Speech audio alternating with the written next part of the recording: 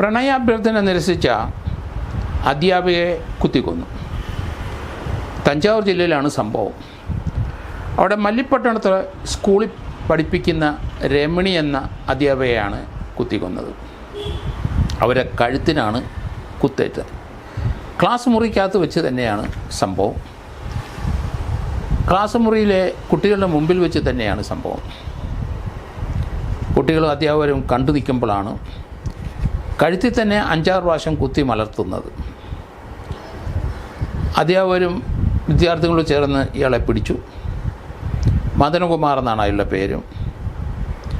അന്വേഷണത്തിൽ ഇവർ രണ്ടുപേരും ഒരേ ഗ്രാമക്കാരാണ്, ഒരേ വില്ലേജ് താമസിക്കുന്നവരാണ്. ഇയാൾക്ക് ഈ ടീച്ചറിനടുത്ത് വലിയ പ്രേമമായി. നാട്ടിൽ വെച്ച് തന്നെ പല പ്രാവശ്യം ആ ടീച്ചറിനോട് അഭ്യർത്ഥിച്ചു. അവരത് നിരസിച്ചു. എങ്കിലും നാട്ടിൽ അവരുടെ വില്ലേജിലുള്ള പല ആൾക്കാരെ ഇടപെട്ടു. അതിനുശേഷം വീട്ടുകാരോട് നേരിട്ട് പോയി ഇയാൾ വിവാഹ അഭ്യർത്ഥന നടത്തി. പക്ഷെ വീട്ടുകാർ ആ അഭ്യർത്ഥന നിരസിച്ചു. അതിനുശേഷം ഒരു വൈരാഗ്യത്തിൽ തന്നെ നടക്കുകയായിരുന്നു ഇയാൾ. കഴിഞ്ഞ ദിവസം അവർ പഠിപ്പിക്കുന്ന സ്കൂളിലെത്തി. അവർ ആ സ്കൂളിൽ അധ്യാപികയായിട്ട് വന്നിട്ട് ഏകദേശം 4 മാസമായുള്ളൂ.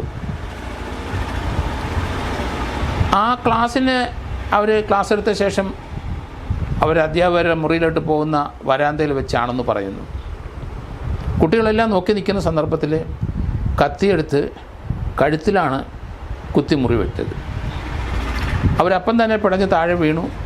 അധ്യാപകരും മറ്റു കുട്ടികൾ അവരെ എടുത്ത് ഹോസ്പിറ്റലിലേക്ക് കൊണ്ടുപോയി. ഈ പ്രതിയെ ഓടിച്ചിട്ട് അവർ പിടിച്ചു, പോലീസിൽ ഏൽപ്പിച്ചു. ഈ സംഭവം കുട്ടികളെ വലിയ മാനസിക ആഘാതം ഏൽപ്പിച്ചു കഴിഞ്ഞു. അവിടുത്തെ വിദ്യാഭ്യാസ മന്ത്രി ഇടപെട്ടു. ഇതിന് കുട്ടികൾക്കുണ്ടാകുന്ന ഈ പ്രശ്നങ്ങളെ തീർച്ചയായിട്ടും അത് സൈക്കോളജിസ്റ്റുകളെ അവരെയൊക്കെ കാണിച്ച് കുട്ടികളെ അതിൽ നിന്ന് മോചിതമാക്കും എന്നൊക്കെ വിദ്യാഭ്യാസ വകുപ്പ് മന്ത്രി പറഞ്ഞു. രാഷ്ട്രീയമായിട്ട് ഇത് സ്റ്റാലിൻ ഗവൺമെൻറ്റിൻ്റെ അവരുടെ ലോ ആൻഡ് ഓർഡർ പരാജയമാണ് ഇത് കാണിക്കുന്നത്. ധാരാളം സംഭവങ്ങൾ ഈ തമിഴ്നാട്ടിലുണ്ടാകുന്നു എന്ന് പ്രതിപക്ഷ അണ്ണാ DMK ഉള്ളവരും കുറ്റപ്പെടുത്തിക്കൊണ്ടിരിക്കുന്നു. ഏതായാലും ഈ ഒരു സംഭവം തമിഴ്നാട്ടിനെ പിടിച്ചു കുലുക്കിയിട്ടുണ്ട്. കാരണം സ്കൂളിൽ പഠിപ്പിക്കുന്ന അധ്യാപകർക്ക് പോലും രക്ഷയില്ലാത്തൊരവസ്ഥയാണ് എന്നാണ് അവർ പറയുന്നത്. പക്ഷേ ഇയാൾക്ക് ഇവരോട് കടുത്ത ഒരു പ്രണയം തന്നെ ഉണ്ടായിരുന്നു. അവരെ ഗ്രാമത്തിൽ വെച്ച് തന്നെ അത് പ്രകടിപ്പിക്കുകയും ഈ പെൺകുട്ടി നിരസിക്കുകയും ചെയ്തു. ഈ ഒരു സംഭവം പല സ്ഥലങ്ങളിലും ഇതുപോലെയുള്ള സംഭവങ്ങൾ നമ്മൾ കാണുന്നുണ്ട്.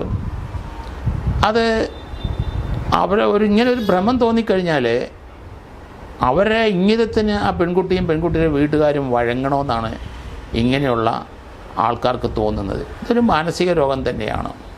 കാരണം തനിക്കിഷ്ടപ്പെട്ടൊരു പെണ്ണ് മറ്റൊരാൾക്ക് പോകാൻ പാടില്ല, മറ്റൊരാൾ ജീവിക്കാൻ പാടില്ല, അത് തനിക്ക് അവകാശപ്പെട്ട പെണ്ണാണ്. ഇങ്ങനെയൊക്കെയുള്ള ചിന്തകളുള്ള ധാരാളം കുട്ടികളുണ്ട്. അവരൊക്കെ മറ്റവരെ ജീവിക്കാനും സമ്മതിക്കത്തില്ല. അവരെ കല്യാണം കഴിഞ്ഞ് ദൂര സ്ഥലത്ത് പോയാലും അവിടെ പോയി കൊല്ലാനും പിടിക്കാനും ഒക്കെ ശ്രമിക്കുന്ന ധാരാളം സംഭവങ്ങൾ റിപ്പോർട്ട് ചെയ്തുകൊണ്ടിരിക്കുകയാണ്.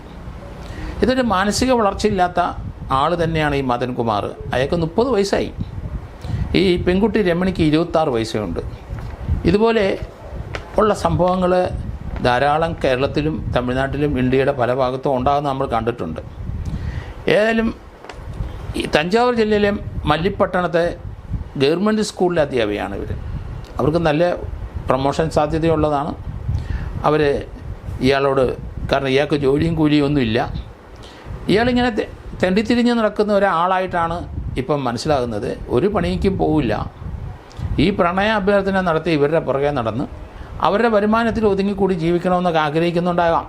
കാരണം വേറൊരാളെ എടുത്ത് കല്യാണം കഴിപ്പിച്ച് അവരെ അയക്കുന്നതിന് ഇയാൾ തടസ്സമാണ്.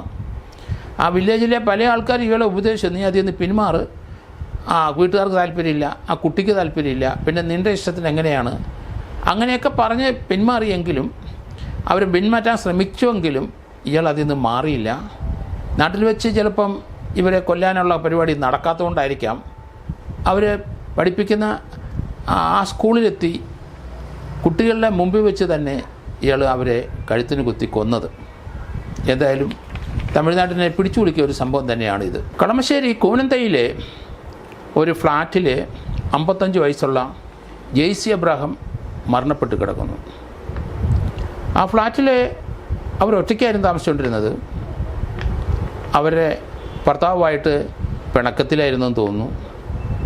ഇവർ എറണാകുളത്തെ റിയൽ എസ്റ്റേറ്റ് ബിസിനസ്സിൽ ആക്റ്റീവായിട്ട് നിൽക്കുന്ന ഒരു സ്ത്രീയാണ്. 55 വയസ്സുണ്ട്. പല സ്ഥലങ്ങളും വാങ്ങിച്ചു വയ്ക്കുന്ന അങ്ങനെയുള്ള കാര്യത്തിൽ ഇടപെടുന്ന സ്ത്രീയാണ്. ഞായറാഴ്ച ഇവരുടെ വീട്ടിൽ ധാരാളം ആൾക്കാർ വരും. ആ ഫ്ലാറ്റിൽ സ്ഥല ഇടപാടുകളും കൊടുക്കൽ വാങ്ങലൊക്കെ ധാരാളം നടക്കും. കൈവശം പണം കാണുമെന്ന് കരുതുന്നു. കഴിഞ്ഞ ദിവസം അവരുടെ ഫ്ലാറ്റിലെ ബാത്റൂമിൽ ഇവർ മരണപ്പെട്ട് കിടക്കുന്നതാണ് കണ്ടത്. അവരുടെ തലയിൽ ചില മുറിവുകളൊക്കെ ഉണ്ട്. ഏതായാലും അവരൊറ്റയ്ക്കാണ് താമസിച്ചുകൊണ്ടിരുന്നത്. പോലീസ് അവരുടെ മൃതദേഹം പോസ്റ്റ്മോർട്ടം ചെയ്യാനായിട്ട് അയച്ചു. അപ്പം തലയിലും ചില മുറിവുകളൊക്കെ ഉണ്ടായിരുന്നു എങ്കിലും ഇപ്പം പോസ്റ്റ്മോർട്ടം കഴിഞ്ഞപ്പം തലയിൽ 6-7 മുറിവുകളുണ്ട്. അവരുടെ തലയുടെ പിൻഭാഗത്ത് കഴുത്തിലെ ആഴത്തിലൊരു മുറിവുമുണ്ട്. കൊലപാതകം തന്നെ, അതിന് യാതൊരു സംശയമില്ല. അവരുടെ കൈവശമുണ്ടായിരുന്ന അല്ലെങ്കിൽ അവരുടെ ദേഹത്തുണ്ടായിരുന്ന ആഭരണങ്ങൾ മോഷണം പോയിട്ടുണ്ട്. അവിടെ അവരുടെ ഫ്ലാറ്റിലെ മറ്റു രൂപയോ അല്ലെങ്കിൽ പണമോ അല്ലെങ്കിൽ ഗോൾഡോ ഉണ്ടോ എന്ന് അറിയത്തില്ല. എങ്കിലും അവരുടെ 2 മൊബൈൽ ഫോണും അതോടൊപ്പം മോഷണം പോയി. അവരുടെ മകള് കാനഡയിൽ എവിടെയോ ഉണ്ട്. അവിടെ നിന്ന് അമ്മയെ വിളിച്ചിട്ട് ലഭിക്കാത്തത് കൊണ്ടാണ് ആ വിവരം പുറത്തറിഞ്ഞത്. അങ്ങനെയാണ് പോലീസ് അവിടെ എത്തി. അവരുടെ മുറി തുറന്നു കിടക്കുകയാണെന്നുള്ള അതോ പൂട്ടിക്കിടന്നു എന്നുള്ള വിവരം ഇപ്പം വിശദമായിട്ട് അറിയില്ല. അന്വേഷണം നടക്കുകയാണ്. ഈ ഒരു സംഭവം ഫ്ലാറ്റിലെ ജീവിതവും സുരക്ഷിതമല്ല എന്നാണ് വന്നിരിക്കുന്നത്. കേരളത്തിലെ പല സ്ഥലങ്ങളിലും പല സ്ത്രീകളും ഇതുപോലെ ഒറ്റയ്ക്ക് താമസിക്കുന്നവരും ഒറ്റയ്ക്ക് ജീവിക്കുന്നവരെയൊക്കെ അപായപ്പെടുത്തുന്നത് ഇപ്പം കണ്ടു. കഴിഞ്ഞ ദിവസം നമ്മൾ വിജയലക്ഷ്മി എന്ന സ്ത്രീയെ കൊലപ്പെടുത്തി കുഴിച്ചിട്ടത് വരെ കണ്ടു. കേരളത്തിൽ ദൈനംദിനം ഇതുപോലുള്ള സംഭവങ്ങൾ കൂടിക്കൂടി വരുന്നു. അതോടൊപ്പം തന്നെ ജീവിതം മതിയാക്കി ആത്മഹത്യ ചെയ്യുന്നതും കൂടിക്കൂടി വരുന്ന കാഴ്ചയാണ് നമ്മൾ കാണുന്നത്. മനുഷ്യന് കേരളത്തിലുള്ള പ്രത്യേകിച്ച് മലയാളികൾക്ക് പലർക്കും പല സാമ്പത്തിക പ്രശ്നങ്ങളും പല രീതിയിലുള്ള കുടുംബ പ്രശ്നങ്ങളും ഉണ്ടായി തുടങ്ങി. അതൊന്നും അതിജീവിക്കാൻ ഇവർക്കാർക്കും കഴിയുന്നില്ല എന്നുള്ളതാണ് ഇത് മനസ്സിലാകുന്നത്. കളമശ്ശേരി പോലീസിൻ്റെ അന്വേഷണത്തിൽ അവർ CCTV ദൃശ്യങ്ങൾ പലതും നോക്കി. ഈ ഫ്ലാറ്റിൻ്റെ മുമ്പിൽ തന്നെയുള്ള CCTV ദൃശ്യത്തിൽ ഒരാൾ ഹെൽമെറ്റ് വെച്ച് രാവിലെ ആ ഫ്ലാറ്റിൻ്റെ അങ്ങോട്ട് വരുന്നതായിട്ട് കാണുന്നുണ്ട്. അയാൾ രാവിലെ 10:10 വന്ന ശേഷം അവർ മടങ്ങി ഏകദേശം 12:50 പോയെന്നാണ് പറയുന്നത്. അതിനെ സംബന്ധിക്കുന്ന ആളിൻ്റെ രൂപം വ്യക്തമല്ല. അയാളൊരു ഹെൽമെറ്റ് വെച്ചിട്ടുണ്ട്. പക്ഷേ ഫ്ലാറ്റിലേക്ക് വന്ന സമയം ഇട്ടിരുന്ന ഷർട്ടല്ല. പോയ സമയത്ത് ഷർട്ട് മാറി വേറെ കളറിലുള്ള ഷർട്ട് ഇട്ടിട്ടാണ് പോയെന്നാണ് മനസ്സിലാക്കുന്നത്. എന്തായാലും വളരെ ദുരൂഹമായ ഒരു കൊലപാതകമാണ്. എന്ത് കാര്യത്തിന് വേണ്ടി ചെയ്തു, ആര് ചെയ്തു എന്നറിയില്ല. എങ്കിലും അവരുടെ ഹസ്ബൻഡിനെ പോലീസ് ചോദ്യം ചെയ്തിട്ടുണ്ട്. അയാൾ ഇവരുടെ ഒപ്പമല്ല താമസിക്കുന്നത്. അവർ പ്രത്യേകമായിട്ട് ഒറ്റയ്ക്ക് താമസിക്കുന്ന സ്ത്രീയാണ്. ഹസ്ബൻഡുമായിട്ട് എന്തോ ചില പിണക്കങ്ങളുണ്ടെന്ന് തോന്നുന്നു. എന്തായാലും പ്രായം കുറഞ്ഞ ഒരു ചെറുപ്പക്കാരനാണ് ഈ ഫ്ലാറ്റിൻ്റെ അടുത്തേക്ക് വരുന്നതും പോകുന്നതും കണ്ടതെന്നാണ് CCTVയിൽ നിന്ന് മനസ്സിലാകുന്നത്. 2-3 ദിവസം കൊണ്ട് ഏകദേശം ഒരു അന്വേഷണം എവിടെയെങ്കിലും ചെന്നെത്തുമെന്നാണ് ഞാൻ കരുതുന്നത്.